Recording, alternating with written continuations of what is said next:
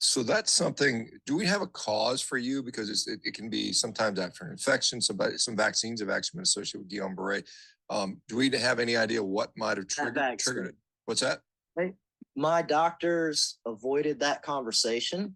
I told them I got the vaccine, and I don't know how far you want to go into it here. I don't want to get you, cut off of YouTube or whatever, but I got the vaccine that is associated with it in October because I was working as a government contractor. I was on site with the government. Yeah. So I had to get it. I didn't want to get it. I got the one that is not the mRNA. Yeah. And it says right there on the bottle that it's associated with it. Well, my immune system basically went haywire. I never get sick. And from October to about August of last year, or October the year prior to August of this past year, I got sick 3 or 4 times, which was very abnormal for me. And then I came down with Guillain-Barré. And the first thing they asked me when I ended up in the hospital was, have you gotten a flu shot recently, or have you had a viral illness? And I'd had a viral gastrointestinal illness that I couldn't shake.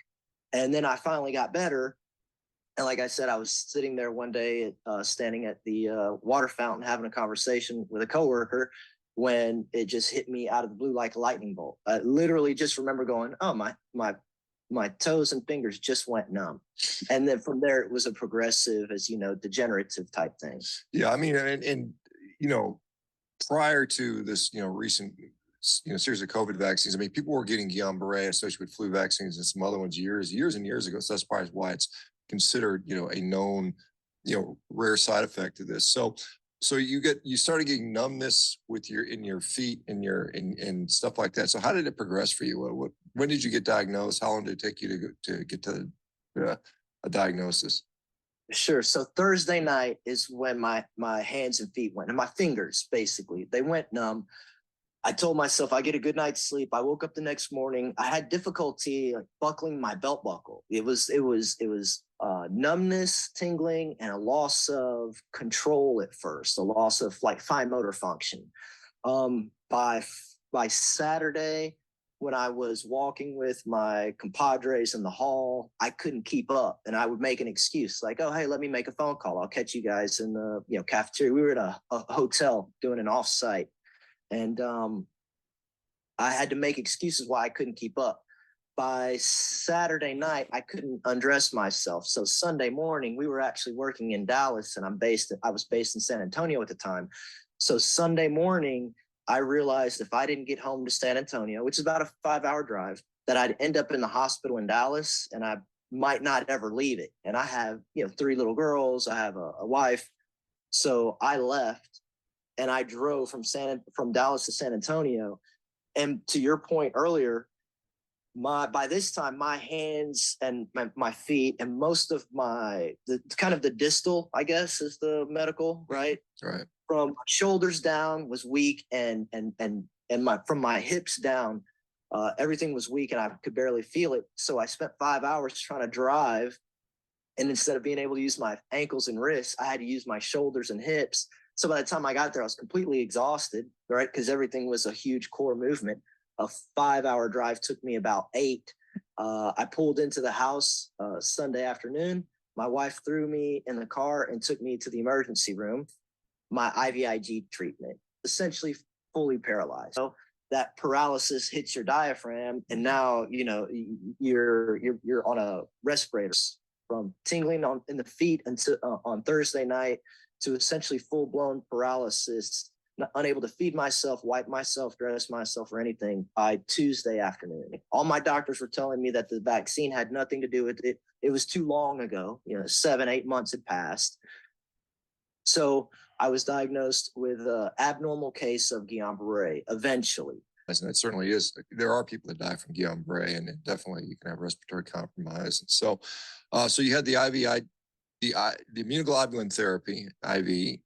What happened after that? I felt much, much better. I describe it as a wave. It was a wave. It went from my toes and fingers to my wrists and elbows and my joints. It came from the edges of my body to the center.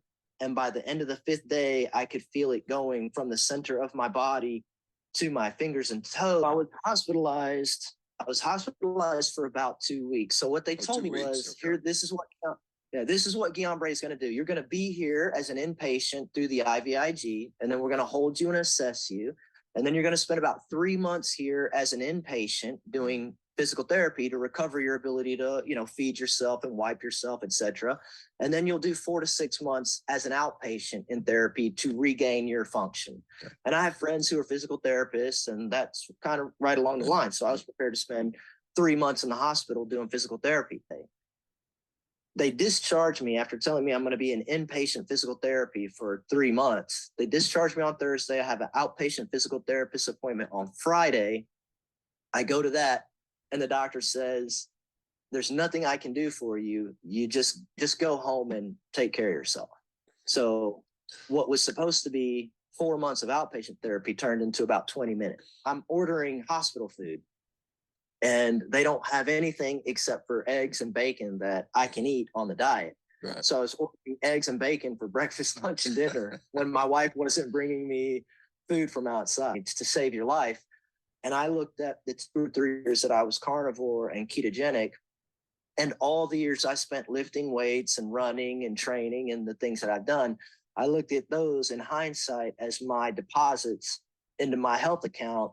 And then when I got hit by GBS, it wasn't that I was impervious to GBS or the impact of GBS, but it allowed me to recover in such a way that it didn't have the impact on me. I know people who are physical therapists who I talk to afterwards, and they're dealing with people who are 6, 7, 8 months after their diagnosis who do not have enough motor control to control their own wheelchairs. And I was back to playing with my kids in the front yard, 15, 20 days after it happened. Yeah, I mean, if you look at the stats on Guillain-Barré, because I have them in front of me, it says about 40% of the people do not fully recover motor strength. I mean, 40% of people just never recover all their motor strength, and 20% aren't able to walk after 6 months. They were making arrangements for my physical therapy, and she laughed. She's probably about 23. She laughed and she says, "You're 50 and you look 30." How anybody could think that your diet got you here is crazy. To hear that you recovered, and seems like you're completely, no residual symptoms. You're completely back to normal.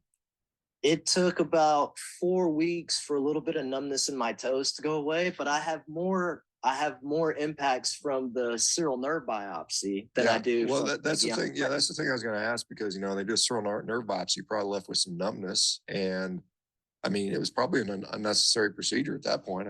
And I have to be honest, my immune system, because of, that vaccine, I feel like my immune system has been compromised. I was hoping that the Guillain-Barré syndrome, like I said, I got sick 4 or 5 times between the onset of Guillain-Barré and that shot.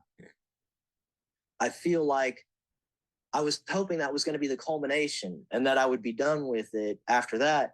But it seems like every time my kids have sniffles or there's something going around, I'm getting it. And I feel like I've become very susceptible. My immune system has been compromised, and I'm susceptible to just kind of the regular illnesses here and there that I never really was up until that point. Well, I'm sorry to hear that. And certainly one of these subsequent infections, viral infections or whatever, colds, could have set off the Guillain-Barré as well. And so there's different, there's a whole bunch of different, you don't know.